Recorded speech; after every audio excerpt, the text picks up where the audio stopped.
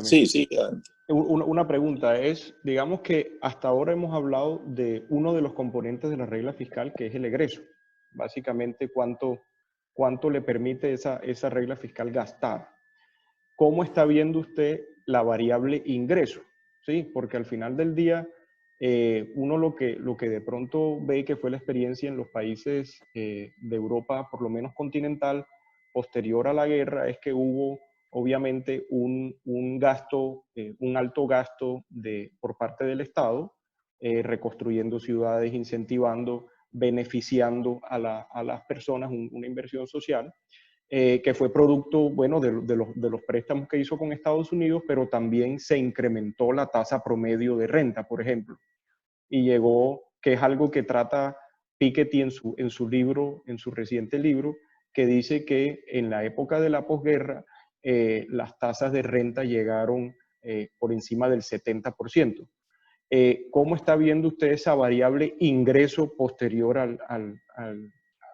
la pandemia? Bueno, la verdad es que los estimativos que hay sobre los ingresos tributarios de este año son de una fuerte caída de más de 12 o 13 billones de pesos. ¿Y eso qué implica? Implica de que el gobierno va a tener una caída de ingresos tributarios, pero además va a tener otra caída por todas las exenciones que aprobó en la reforma tributaria del año anterior, que fueron otros 10 billones de pesos.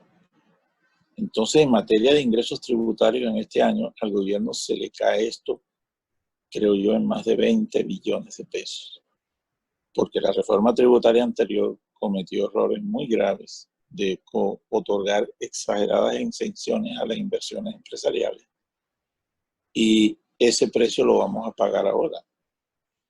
Y ellos no están dispuestos a modificar las tarifas que se aprobaron allí.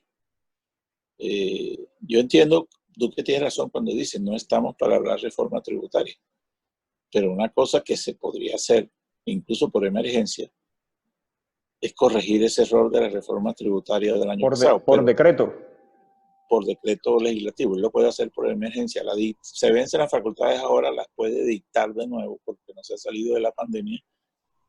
Y resulta que él no lo va a hacer porque eso fue un compromiso que ellos hicieron con el sector empresarial, que le financió su campaña, etcétera. Él no va a tomar la medida de otra vez subirle las tasas, los puntos en los impuestos de las utilidades y además las exenciones de IVA que le otorgó a la compra de bienes de capital, que fueron cuantiosas.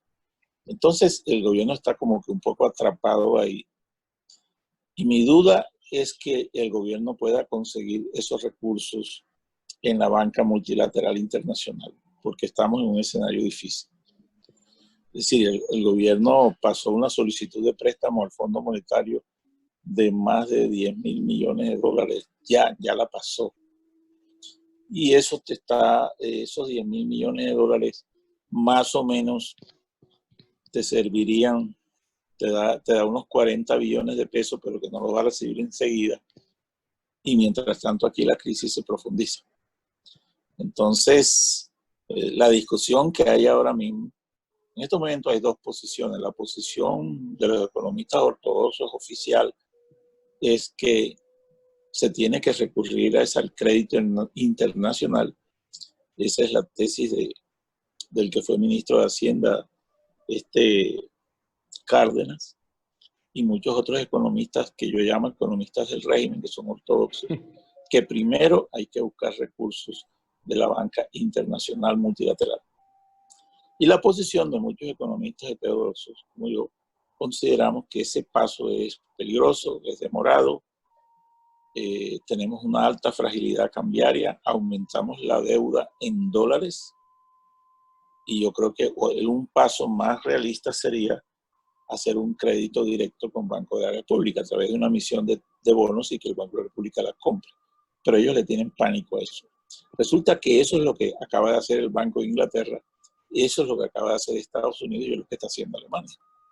Pero es que como aquí el gobierno está encadenado a la idea que no le tenemos miedo a las firmas de rating del crédito, a Fitch y a Standard & Poor's, que ya nos bajaron la calificación, así que no hayamos hecho nada. Así es.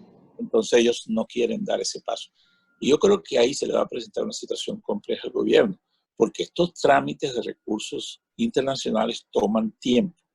Y ya el señor Munch, que es el tesorero de Estados Unidos, dijo que un momentico, que eso no iba a ser tan rápido como la gente pensaba. Y ellos son los que deciden ahí en el fondo. Sí. Entonces, el gobierno se va a ver apretado en que no va a poder gastar más, se le caen los recursos tributarios, pero además de eso, el estallido social va a seguir aumentando. Ya tú estás viendo todos los días la gente desesperada en los barrios pidiendo alimentos, no tienen nada que comer. Así es. Entonces, una situación bien, Forero, es una situación que socialmente a mí me preocupa, porque nosotros tenemos más de 10 millones de personas que trabajan informalmente y que en estos momentos tienen un ingreso de cero. Y no, a ellos no les llega ni familias en acción, ni viejitos en acción, ni jóvenes en acción. A ellos no les llega nada. Y el programa de ingreso solidario que montó el gobierno se les cayó por el enredo en la base de datos. No tienen eso bien hecho. Y siguen con el enfoque que tienen que ser los estratos 1 y 2, y eso no puede ser. Hay que hablar de familias vulnerables. Y las familias vulnerables pueden llegar al estrato 3, incluso al 4, durante esta pandemia. Así es. Así Entonces, es una situación que a mí me tiene supremamente preocupado, porque yo no sé esto cuánto va a aguantar. Sí, una